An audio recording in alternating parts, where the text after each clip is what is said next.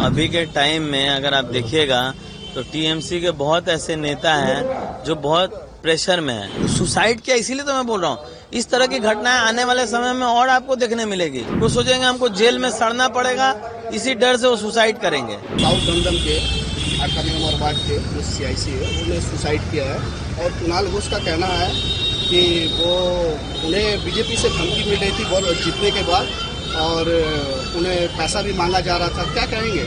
बहुत सा mentally disturb किया गया उन्हें, इसलिए देखिए अभी के टाइम में अगर आप देखिएगा तो टीएमसी के बहुत ऐसे नेता हैं जो बहुत प्रेशर में हैं, क्योंकि उनका सबसे बड़ा डर ये है कि वो इतने सालों में जो दुर्नीति किए हैं उनको डर सता रही है कि वो रास्ते में चलेंगे तो सरकार तो छोड़ दीजिए, आम जनता उनका क्या हाल करेगी।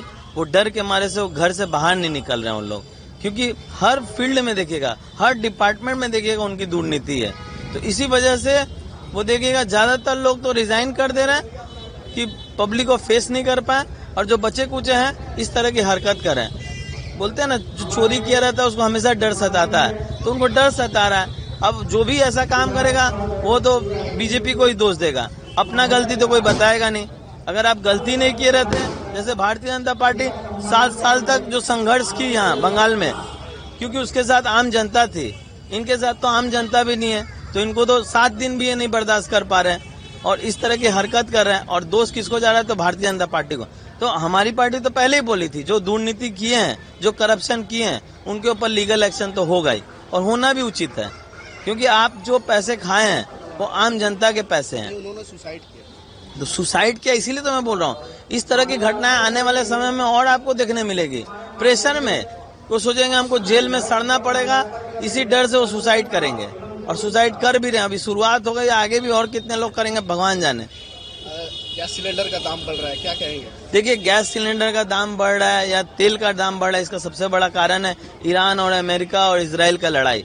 आप जब भी देखते हैं, इसी चीज को मैं हमेशा समझाता हूँ, लड़ाई किसी की भी हो, किसी से भी हो, लेकिन जब भी लड़ाई होती है, आप देखिए एक आम मोहल्ला में अगर जाइए, अपने घर पड़ोस में भी जाइएगा, तो जब दो लोगों में लड़ाई होती है तो पूरा मोहल्ला डिस्टर्ब हो जाता है। तो ये देखने को आया कि इंटरनेशनल मतलब ग्लोबली अगर देख रहे हैं कि अगर 2-3 देशों में लड़ाई हो रही है तो पूरा ग्लोबल इफेक्ट हो रहा है, पूरे देश इफेक्ट हो रहा है, सिर्फ हिंदुस्तान नहीं, मतलब और बाकी देश भी इफेक्ट हो रहा है इससे, जितने देश है हमारे मतलब पूरे वर्ल्ड में। तो आप सोचिए कि लड़ाई अगर चलेगी तो ये इफेक्ट इंडिया को भी फेस करना पड़ेगा, लेकिन तब भी इंडिया के जो हमारे प्रधानमंत्री जी हैं वो कोशिश कर रहे हैं कि हम लोग को ज्यादा इफेक्ट ना पड़े, लेकिन उसके बाद भी सब तो चीजें डिपेंड रहती है ना दूसरे देशों से, तो असर तो पड़ेगा ही। अब इस चीजों को आम जनता को समझना पड़ेगा। इस तरह की चीजें पहली बार नहीं हुई, आगे भी बहुत बार हुई है। आगे भी जब भी लड़ाई हुई है तो देश में इस तरह की कंडीशन, इस तरह का सिचुएशन हुआ है। तो मैं चाहूंगा आम जनता को कि जिस तरह से हमारे आदरणीय प्रधानमंत्री जिस तरह से गाइड कर रहे हैं, उस तरह से अगर हम चलें तो हम लोग ये बुरे समय को भी पार कर फिर अच्छे समय में आएंगे। आज शांतनु सिन्हा विश्वास जो है वो उनके आवाज से 2 किलो सोना बरामद हुआ है, क्या कहेंगे?